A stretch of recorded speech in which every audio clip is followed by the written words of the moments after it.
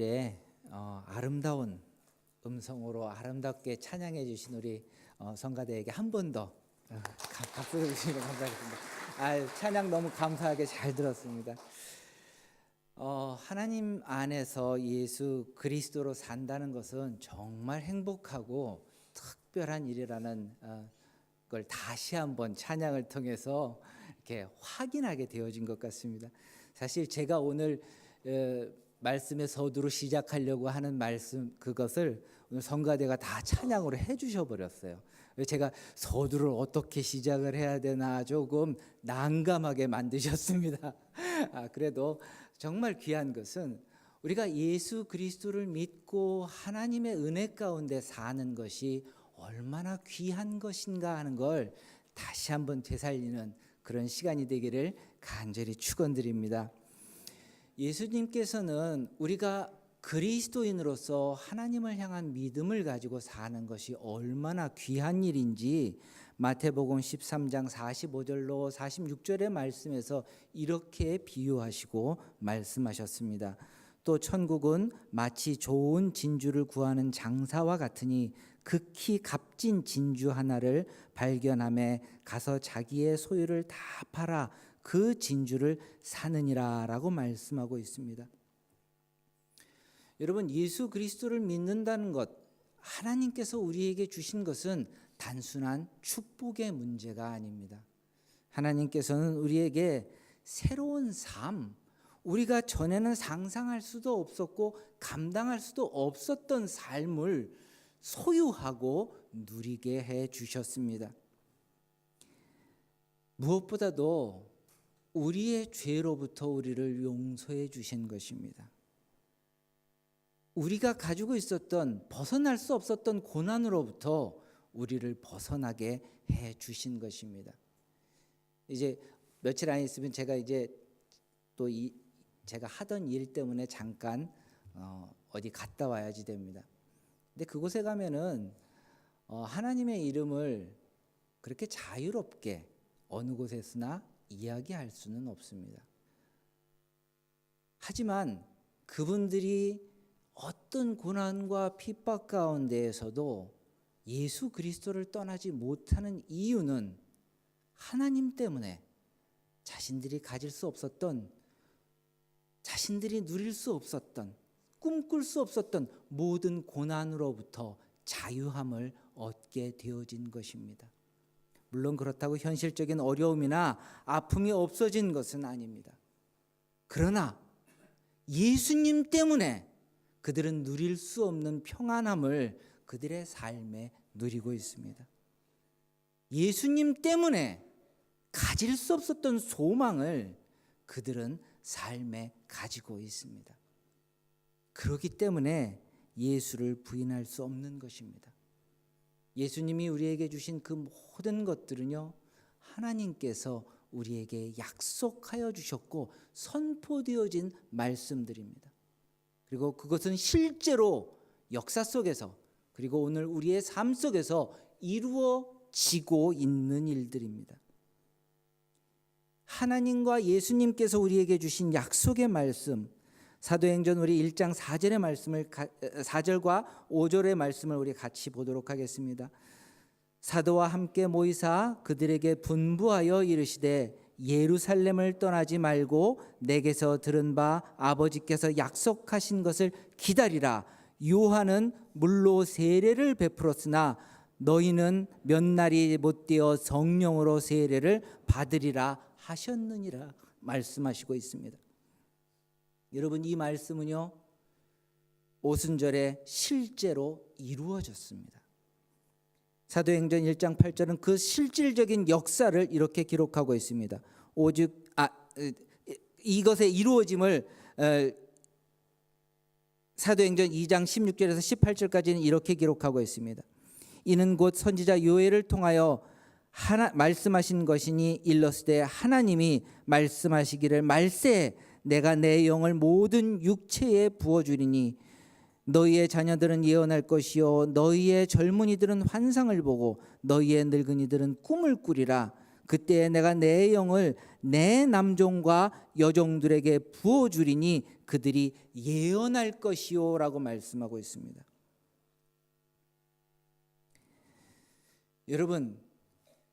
여러분은 예언하시나요? 제가 이렇게 말씀을 드리면은 저 목사님은 희한하다. 왜 올 적마다 이상한 질문을 자꾸 할까 그러실지 모르겠습니다. 여러분, 예언은 어떤 거라고 생각하시나요? 무언가 내일 아니면 그 다음날 일어날 일에 대해서 이야기해 주는 것이 예언이라고 생각하시나요?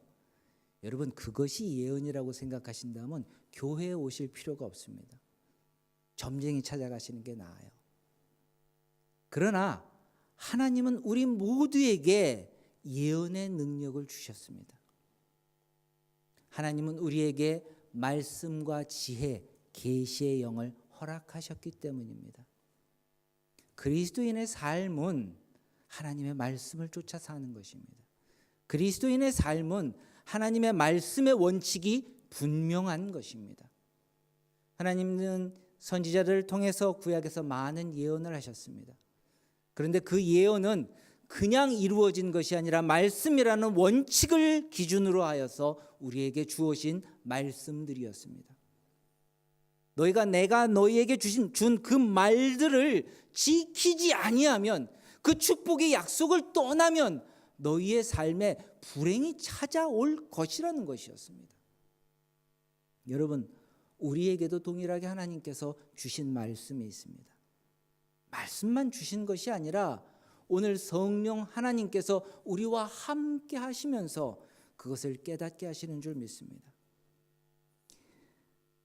오순절 성령에 임하신 것은 단순히 초대교회에서만의 일이 아니라 오늘 우리의 삶 속에서도 일어나는 일들이기 때문입니다. 제가 그곳에 가면은요, 정말 사도행전을 보는 것 같아요. 하나님께서 특별하게 성령이 살아서 역사하시는 것을 보여주십니다. 왜 그럴까요? 그들은 사회주의자들이에요. 공산주의자들이에요. 하나님이란 이름을 믿지 않는 사람들입니다. 그들에게 어떻게 전도를 할 수 있을까요? 길거리에서 예수 믿고 구원받으세요 하면 전도가 될까요? 아니요. 그들이 만날 수 있는 하나님은 단 한 가지, 약속되어진 말씀이 그들의 삶에서 이루어지는 것입니다. 병든 자가 치유함을 받고 하나님의 능력 가운데 그들의 삶이 어떻게 바뀌게 되었는지를 경험하는 것을 통해서 그들은 실질적인 믿음을 가지게 되는 것입니다. 지금도 성령 하나님께서는 동일하게 우리에게 역사하십니다. 어떻게 인도하시고 어떻게 역사하실까요? 예수님께서는 성령이 우리와 함께 하시면서 하시는 일이 무엇인지 요한복음 16장 8절에서부터 13절까지 해서 이렇게 말씀하고 계십니다. 그가 와서 죄에 대하여 의에 대하여 심판에 대하여 세상을 책망하시리라. 죄에 대하여라 함은 그들이 나를 믿지 아니하며 의에 대하여라 함은 내가 아버지께로 가니 너희가 다시 나를 보지 못하며 심판에 대하여라 함은 이 세상 임금이 심판을 받았음이라. 내가 아직도 너희에게 이를 것이 많으나 지금은 너희가 감당하지 못하리라. 그러나 진리의 성령이 오시면 그가 너희를 모든 진리 가운데로 인도하시리니 그가 스스로 말하지 않고 오직 들은 것을 말하며 장래 일을 너희에게 알리시리라 말씀하고 있습니다. 여러분, 하나님께서는 오늘도 우리와 함께하면서 죄에 대해서, 의에 대해서, 심판에 대해서 분명히 알게 하시는 줄 믿습니다. 먼 곳에서가 아니라 바로 내 삶 속에서 이렇게 역사하고 계십니다. 그리스도인의 삶은 하나님과 뗄래야 뗄 수 없는 이유가 바로 여기에 있는 것입니다. 성령 하나님은 모든 사람과 함께 하십니다. 문제는 우리가 얼마나 이 하나님 안에서 하나님과 함께하는 삶에 진지하게 임하고 있는가 하는 것입니다. 혹시 우리는 이중적인 신앙의 모습에 익숙해져 있지는 않은지요? 하나님 안에서 그리스도의 장성한 분량에 이르기까지 성장해야 한다는 영적 도전은 부담스러워하면서 하나님께서 주시는 축복과 평안은 누리고 싶은 그런 이중적인 잣대를 가지고 살고 있지는 않은지요? 바울 사도는 우리에게 분명한 도전을 주고 있습니다. 죄에 속한 옛사람을 벗어버리고 예수 그리스도 안에서 장성한 분량에 이르기까지 새롭게 성장하는 삶을 살라고 우리에게 분명한 도전을 주시고 있습니다. 우리 에베소서 4장 21절에서 24절까지의 말씀을 같이 한번 읽어보겠습니다. 진리가 예수 안에 있는 것 같이 너희가 참으로 그에게서 듣고 또한 그 안에서 가르침을 받았을진데 너희는 유혹의 욕심을 따라 썩어져가는 구습을 따르는 옛사람을 벗어버리고 오직 심령이 새롭게 되어 하나님을 따라 의와 진리의 거룩함으로 지으심을 받은 새 사람을 입으라 라고 말씀하고 있습니다. 그렇다면 우리가 어떻게 그리스도의 장성한 분량에 이르기까지 성장할 수 있을까요? 오늘 본문을 통하여서 바울은 두 가지 변화의 비결을 우리에게 말씀해 주시고 있습니다. 먼저 공동체를 통해서 변화하고 성장하는 삶을 이야기하고 계십니다. 빌립보서 1장 27절 말씀에 보면은 오직 너희는 그리스도의 복음에 합당하게 생활하라. 이는 내가 너희에게 가보나 떠나 있으나 너희가 어떻게 해요? 한 마음으로 서서 한 뜻으로 복음의 신앙을 위하여 협력하는 것과 라고 말씀하고 있습니다. 여러분, 하나님은요 우리를 다 똑같은 사람으로 창조하지 않으셨습니다. 하나님은 다양한 것을 우리에게 주셨고 다양한 모습으로 우리를 창조하셨습니다. 그래서 하나님이 사람을 창조하시되 남자와 여자로 창조하신 이유가 바로 여기에 있는 것입니다. 또 하나님이 우리에게 성령을 통해서 다양한 은사를 주시되 한 가지도 같은 것이 없습니다. 얼마나 다양한 은사를 주셨는지 고린도전서 12장 7절에서 11절 말씀에 보면 이렇게 이야기하고 있습니다. 각 사람에게 성령을 나타내심은 유익하게 하려 하심이라.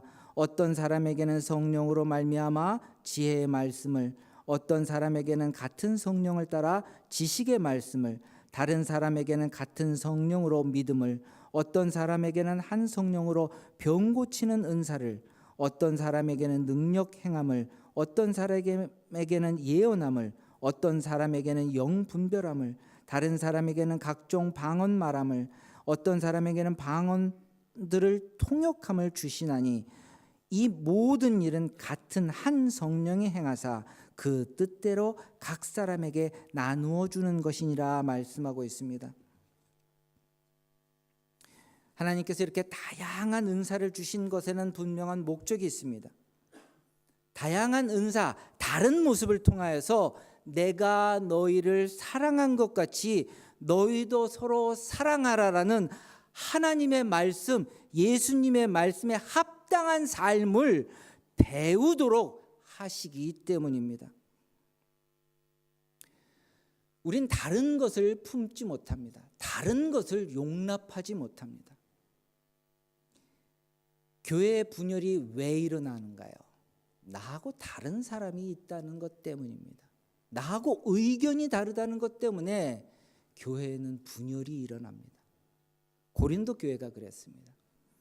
고린도전서 1장 11절과 12절 말씀에 보면은 내 형제들아 글로에의 지편으로 너희에 대한 말이 내게 들리니 곧 너희 가운데 분쟁이 있다는 것이라.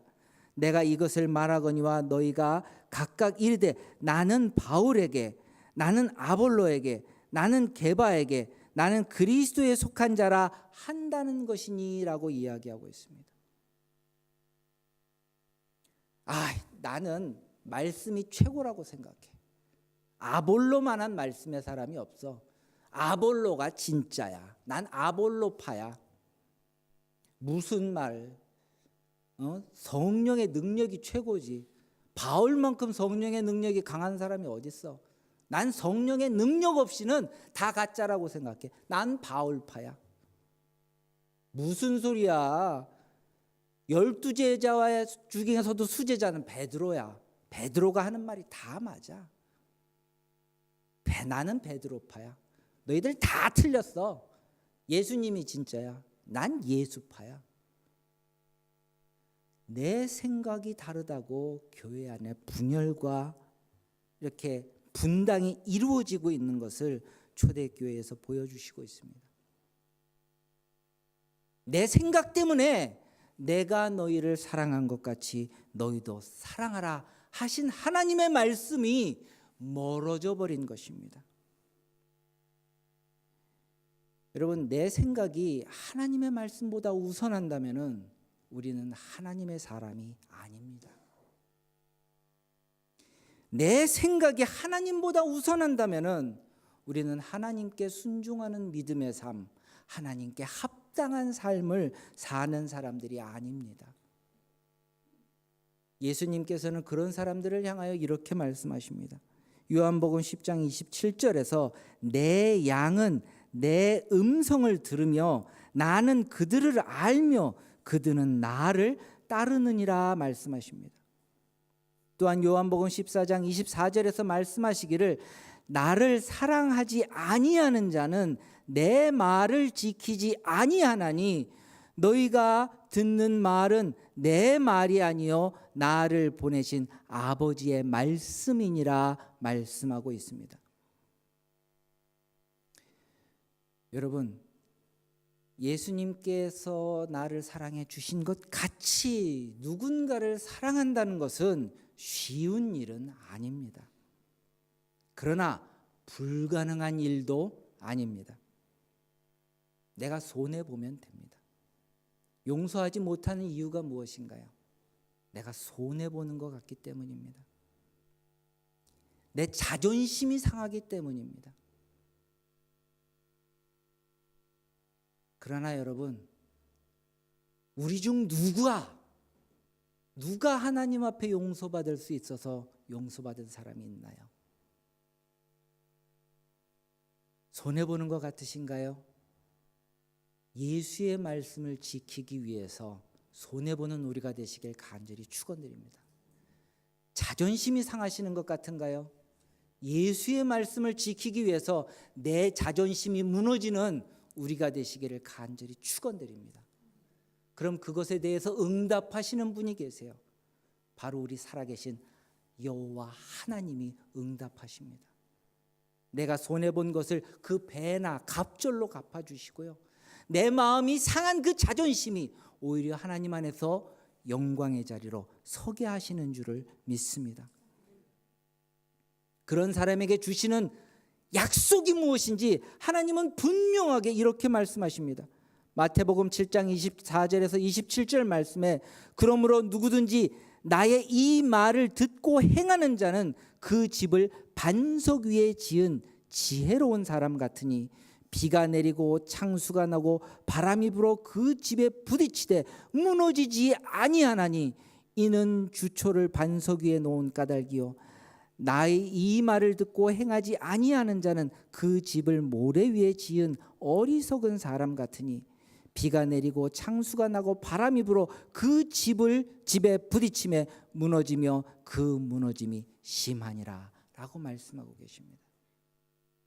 여러분 모두가 진정코 하나님 안에서 축복받은 사람이 되시길 간절히 축원드립니다. 내가 너를 사랑한 것 같이 너희도 사랑하라는 그 말씀을 실천하는 것 속에서 하나님은 결코 그 무엇도 우리의 삶을 흔들지 못하도록 역사하시고 인도해 가 주시는 줄 믿습니다. 그리스도의 장성한 분량에 이르기까지 바울이 가르쳐주는 두 번째 비결은 믿음의 싸움에서 지지 않는 것입니다. 빌립보서 1장 28절은 이렇게 말씀하고 있습니다. 무슨 일에든지 대적하는 자들 때문에 두려워하지 아니하는 이 일을 듣고자 함이라. 이것이 그들에게는 멸망의 증거요 너희에게는 구원의 증거니 이는 하나님께로부터 난 것이라 말씀하고 있습니다. 여러분, 사단은 모든 그리스도인들에게 끊임없이 유혹을 하고 있습니다. 사단의 유혹이 어떤 것이라고 생각하시나요? 무엇인가 우리의 욕망을 자극해서 윤리적인 죄를 짓게 하는 것, 그것이 사단의 유혹이라고 생각하시나요? 아니요. 그건 너무 단순하게 생각하시는 것입니다. 사단의 유혹은요, 우리가 하나님 안에서 믿음을 가지지 못하게 하는 거예요. 유혹의 궁극적인 목적은 우리가 하나님께로부터 떠나게 하는 것입니다. 아담과 하와에게 그렇게 했습니다.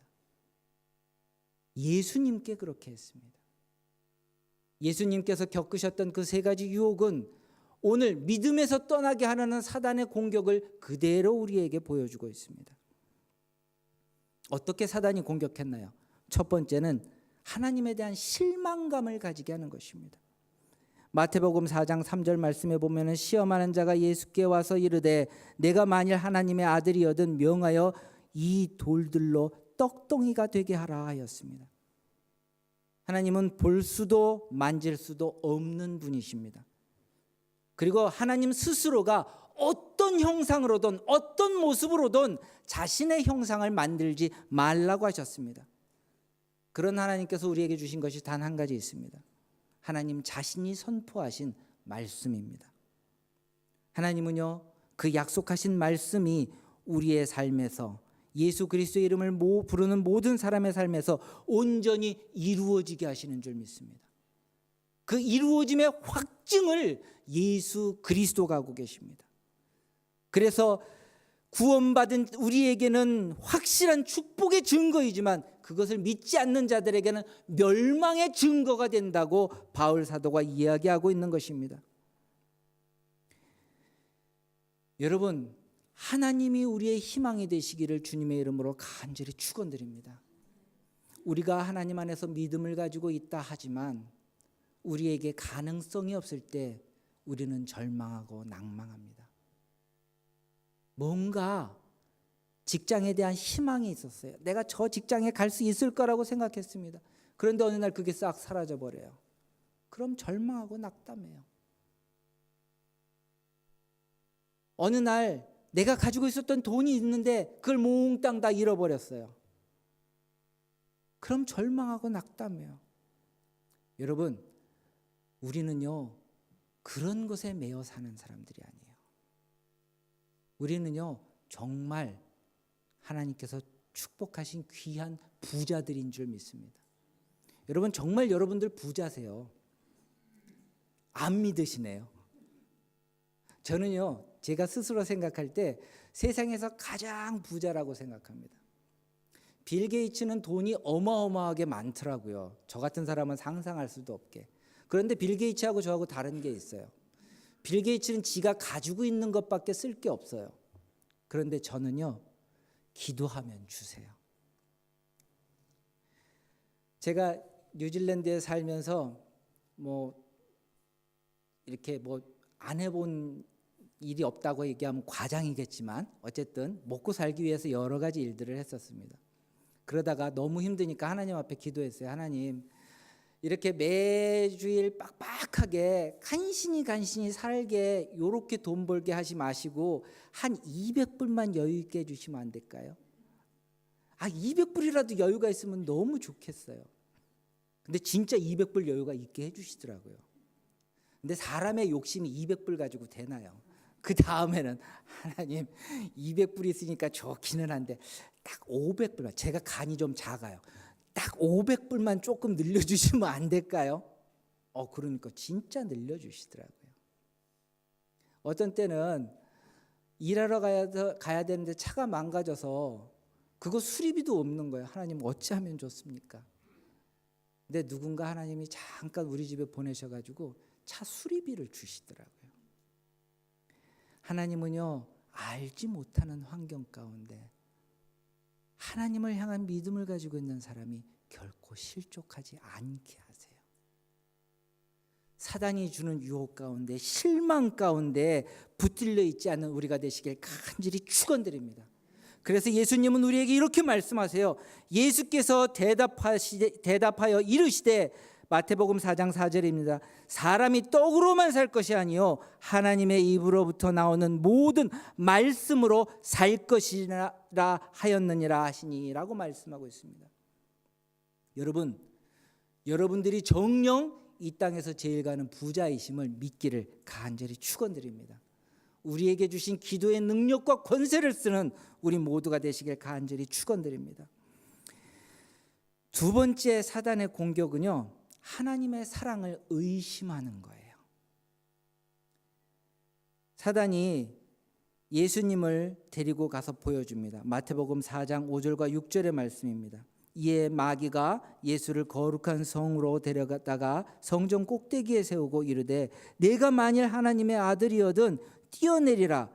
기록되었으되 그가 너를 위하여 그의 사자들을 명하시리니 그들이 손으로 너를 받들어 발이 돌에 부딪히지 않게 하리로다 하였느니라 라고 말씀하고 있습니다. 여러분, 하나님이 왜 우리를 사랑하실까요? 우리가 하나님 앞에 뭐 잘한 게 있어서요? 우리가 매주일 11조를 열심히 드리기 때문에? 아니면 성경을 뭐 백독을 통독했기 때문에? 한 주일도 아니고 안 빠뜨리고 매일매일 나와서 새벽 기도를 하기 때문에? 여러분, 그러기 때문에 하나님이 우리를 사랑한다고 생각하시나요? 아니에요. 하나님이 우리를 사랑하시는 이유는요, 딱 한 가지예요. 우리가 하나님의 자녀이기 때문입니다. 파렴치한 탕자와 같은 자녀일지라도 내가 아버지의 자녀라는 한 가지 사실 때문에 하나님은 지금도 우리를 사랑하고 계십니다. 그리고 하나님이 약속하신 그 어떤 말씀도 취소하지 않고 계세요.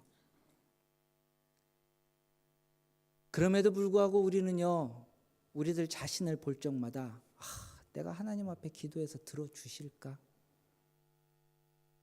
내가 하나님 앞에 나갈 만한 사람일까? 어떻게 교회에서 통독대회 한다고 그래서 그날 잘해가지고 석 달 동안 통독 한 번 끝냈어요. 그러면 마음에 나 통독했어. 내 오늘부터 기도해도 하나님 잘 들어주실 거야. 마음에 우쭐하는 마음이 생기는 게 우리예요. 그러다 뭐 하나 잘못하면 당장 무너져 버려요. 여러분, 우리가 의롭기 때문이 아니라 하나님께서 정녕 우리를 사랑하시는 줄 믿고 아시길 간절히 축원드립니다. 믿음 생활은 다른 게 아니에요. 매일매일의 삶 속에서 하나님이 얼마나 나를 깊이 사랑하고 계시는지 하나님의 사랑을 아는 게 바로 믿음 생활인 것입니다. 내가 하나님의 사랑을 아는 것만큼 나의 믿음이 흔들리지 않기 때문에 그래요. 예수님께서는 분명하게 얘기하십니다. 어떤 상황에도 어떤 일을 하였을지라도 내가 누구이고 무엇이더라도 결코 하나님의 사랑을 의심하지 말라고 말씀하십니다. 마태복음 4장 7절의 말씀입니다. 예수께서 이르시되 또 기록되었을 때 주 너의 하나님을 시험하지 말라 하였느니라 하시니, 단순히 하나님의 능력을 시험하지 말라는 게 아니에요. 하나님의 사랑을 시험하거나 의심하지 않는 우리 모두가 되시길 간절히 축원드립니다. 마지막으로요, 사단은요, 우리가 세상과 타협하게 해요.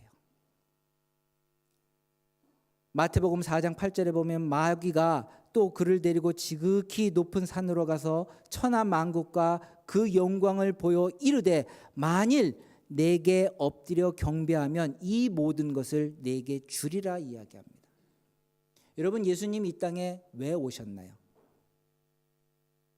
예수님은 불행한 삶을 살기 위해서 이 땅에 오셨어요.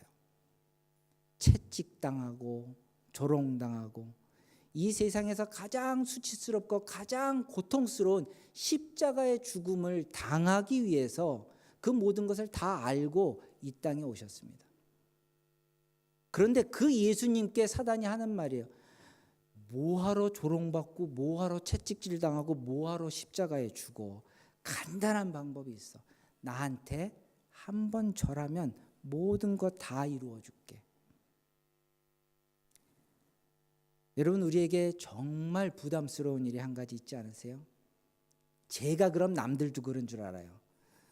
제가 부담스러우니까 여러분도 부담스럽다고 생각을 해요. 참 제가 부족하죠. 예수 그리스도 안에서 변화하는 삶이 참 부담스럽거든요. 저는 성장하는 삶이 참 부담스럽거든요. 고집 내려놓는 게 왜 그렇게 힘든지 모르겠어요. 조금 넉넉하게 살면 되는데 하나님이 기도하면 주시고 기도하면 주시고 그러는데 여전히 인색해요.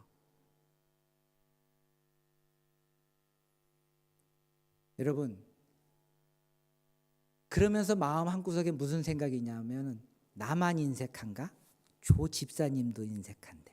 나만 고집불통인가? 조 장로님도 고집불통인데. 그러면서 스스로 위로를 삼아요.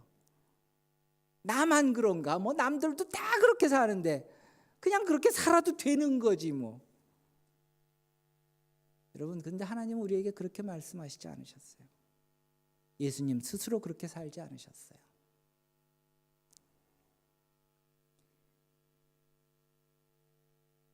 예수님께서 말씀하시기를 이에 예수께서 말씀하시되 사탄아 물러가라 기록되었을 때 주 너의 하나님께 경배하며 다만 그를 섬기라 하였느니라 하였습니다. 오직 하나님의 말씀만이 우리의 삶에서 온전히 이루어지는 모두가 되시길 간절히 축원드립니다. 이 세상에 완전한 사람은 없습니다. 모두가 다 부족하고 불완전한 사람들입니다. 사도 바울도 그랬어요. 오늘 사도 바울이 이 두 가지 비결을 말하고 있지만 그도 끊임없이 이 두 가지 문제 가운데 어려움과 아픔을 겪었던 사람입니다. 밤빌라에서 사역하는 동안 마가가 같이 일하러 가지 않았다고 마가는 나하고 같이 일할 수 없는 사람이야 바나바와 아주 심하게 언쟁을 했습니다. 그리고 바나바와 각자 다른 길을 갔어요. 그러나 바울은 내가 너를 사랑한 것 같이 너희도 서로 사랑하라는 하나님의 말씀을 결코 떠나지 않았습니다. 디모데후서 4장 11절에 보면은요, 바울이 이런 이야기를 합니다. 누가만 나와 함께 있느니라 내가 올 때 마가를 데리고 오라. 그가 나의 일에 유익하니라. 또 바울은 고난과 아픔의 자리에서 언제나 힘들고 어려운 영적 싸움을 싸워야 했습니다. 그는 그 자리에서 벗어나고 싶었어요. 그래서 하나님 앞에 기도까지 했습니다. 그가 이렇게 고백합니다. 고린도후서 12장 7절로 10절의 말씀입니다. 여러 계시를 받은 것이 지극히 크므로 너무 자만하지 않게 하시려고 내 육체에 가시 곧 사단의 사자를 주셨으니 이는 나를 쳐서 너무 자만하지 않게 하려 하심이라. 이것이 내게서 떠나게 하기 위하여 내가 3번 죽기에 간과하였더니 나에게 이르시기를 내 은혜가 네게 족하도다. 이는 내 능력이 약한 데서 온전하여 짐이라 하신지라. 그러므로 도리어 크게 기뻐함으로 나의 여러 약한 것들에 대하여 자랑하리니 이는 그리스도의 능력이 내게 머물게 하려 함이라. 그러므로 내가 그리스도를 위하여 약한 것들과 능욕과 궁핍과 박해와 곤고를 기뻐하노니 이는 내가 약한 그때에 강함이라. 여러분, 그리스도 안에서 함께 고난받으며 함께 변화하고 성장하는 우리 모두가 되시길 간절히 축원드립니다. 같이 기도하시겠습니다. 하나님, 이 시간 저희들 하나님 앞에 엎드려 기도합니다. 우리는 완전한 사람이 없고 우리는 다 부족하고 실수하며 어리석을지라도 주여 하나님은 우리의 삶에서 결코 떠나지 아니하시며 우리의 연약함이 오히려 하나님의 능력과 은혜를 알 수 있는 기회가 되게 하여 주시는 줄 믿습니다. 오늘 우리가 믿음에 합당한 삶을 살게 하여 주시옵소서.